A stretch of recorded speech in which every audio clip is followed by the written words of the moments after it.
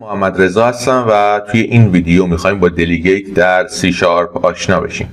این سری ویدیوها راجع به C# پیشرفته هستش و توش قراره هر قسمتی که رکورد میشه رو تحت عنوان یک کلاس سورس کد هاش رو قرار بدیم و بعد از هر ویدیو داخل کپشن لینک دانلود بذاریم تا شما بتونید به کدها دسترسی داشته باشید. خب این مقدمه کارم رو شروع میکنم. یک کلاس person.cs دارم و یک program.cs. یک کلاس person هم دارم.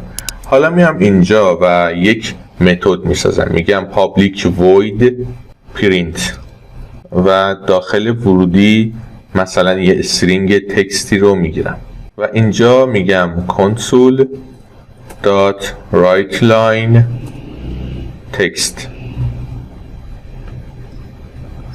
خب حالا اگه بیام توی program.cs هم از این کلاس پرسون خودم پرسون یا پرسون یه اینستنس بسازم به اسم p، میتونم به متدی که داخلشه دسترسی داشته باشم پرینت. حالا اینجا مثلا میگم های ایران،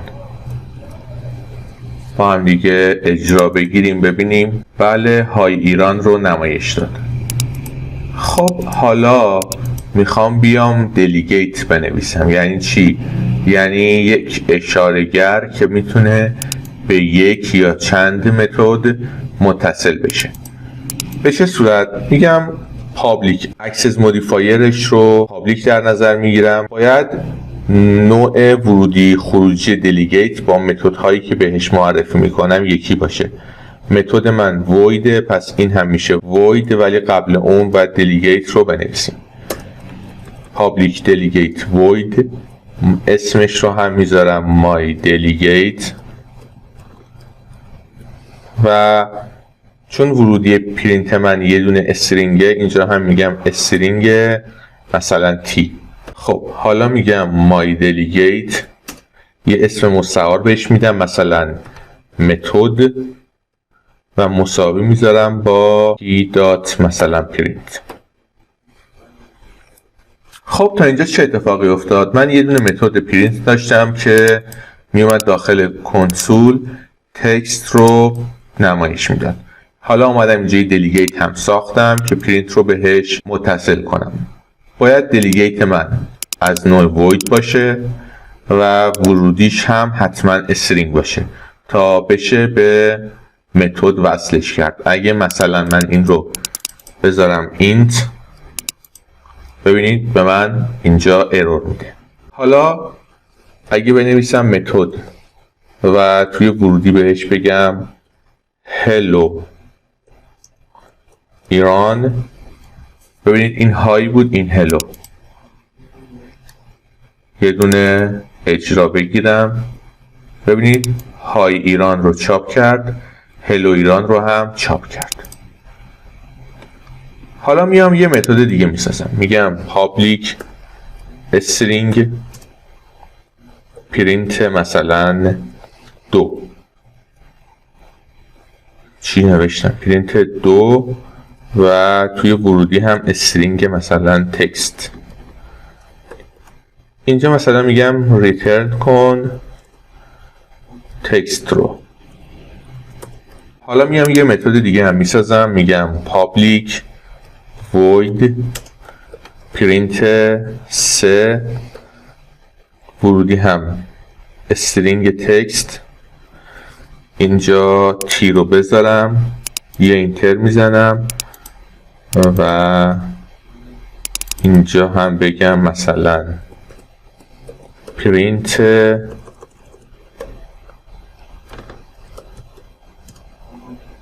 3 دو نقطه تکست.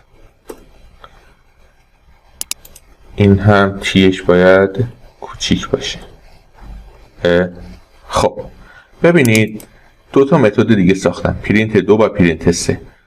میام اینجا میگم میخوام دلیگیت خودم رو به این دوتا هم وصل کنم. الان دلیگیت من به پرینت اولی بذارید پرینت 1 مشخص میشه، به پرینت 1 وصله. خب اینجا هم پرینت 1 شد اینو کامنتش میکنم، باش کار ندارم.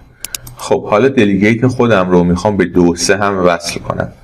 برای این کار میگم متد مثبت مساوی پرینت پی دات پرینت 2. نگاه کنید قشنگ. الان بهتون میگم علت خطا چی، از عمد نوشتم که خطا بده. ببینید الان پرینت 1 به دلیگیت هم متصله، پرینت 3 هم متصله، اما پرینت 2 رو داره بهم ارور میده. چرا؟ چون دلیگیت من خروجیش ویده و پرینت 2 خروجیش استرینگه، به خاطر همین داره ارور میده. ولی پرینت 3 رو نگاه کنید، دقیقا مشابه پرینت 1 از جنس خود دلیگیته. حالا اگه مثلا من این رو ویدش کنم، ببینید اینجا خطا رفت و اینجا ریترنر داره خطا میده. کامنتش میکنم، اینو کپی میکنم میذارم اینجا، اینو میکنم پرینت 2، اینم اینجا بکنیم پرینت 1.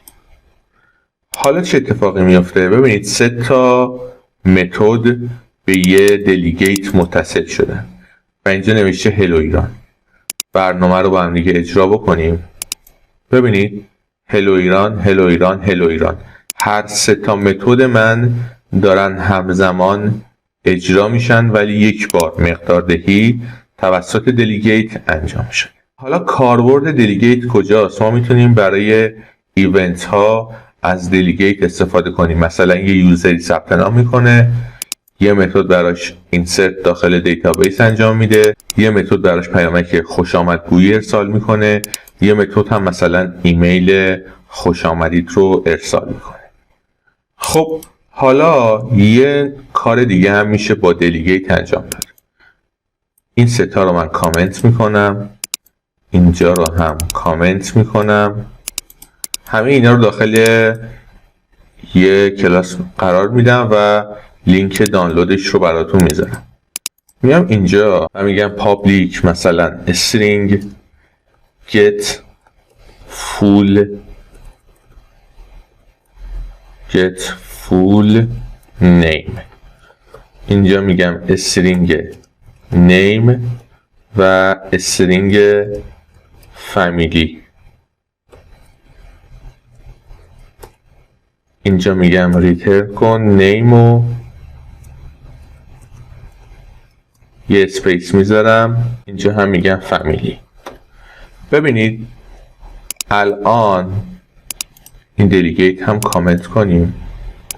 میام یه دلیگیت میسازم که بتونم get name رو بهش بدم، get full name رو بهش بدم. میگم access modifierش پابلیکه، دلیگیت خروجیش دقیقا باید مثل full name باشه، string.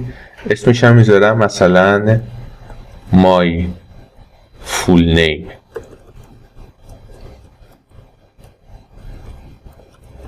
خب و توی ورودی ها هم باید استرینگ نیم و فامیلی رو بگیره. مثلا میذارم استرینگ n و استرینگ f. میبینید دقیقا ورودی و خروجی مشابه هم دیگه. حالا میام اینجا یه حرکت عجیب میزنم، میگم public void مثلا print full name. داخل ورودی میام از نوع دلیگیت فول نیم یه ورودی میگیرم و میگم مثلا console dot write line و m. خب ببینید من میخوام بیام و این متد رو به عنوان ورودی بدم به این متد با استفاده از دلیگیت. یعنی ما با استفاده از دلیگیت ها میتونیم متد ها رو به عنوان ورودی به متد های دیگه پاس بدیم. حالا چجوری؟ میام میگم که my full name یه اسم مستعار مثلا full مساویه با p dot get full name.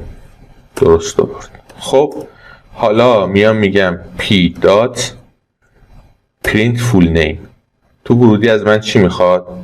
از من یه دونه دلیگیت میخواد. میگم پی رو بهش دادم. ببخشید میگم فول. میگم فول. ای بابا، فول رو به عنوان ورودی بهش دادم. حالا اینجا من میام میگم مثلا your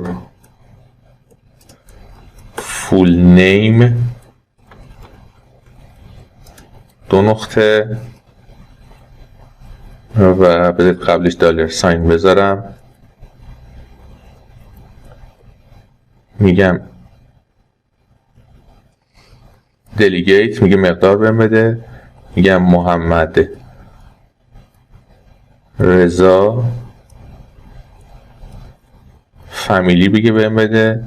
میگم موحدی جمع.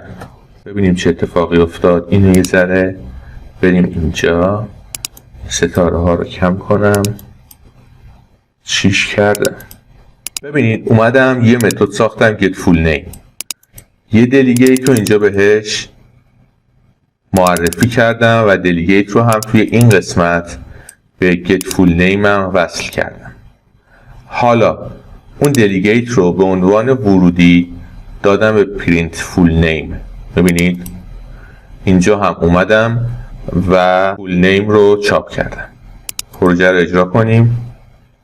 ببینید your full name محمد رضا موحدی جمع.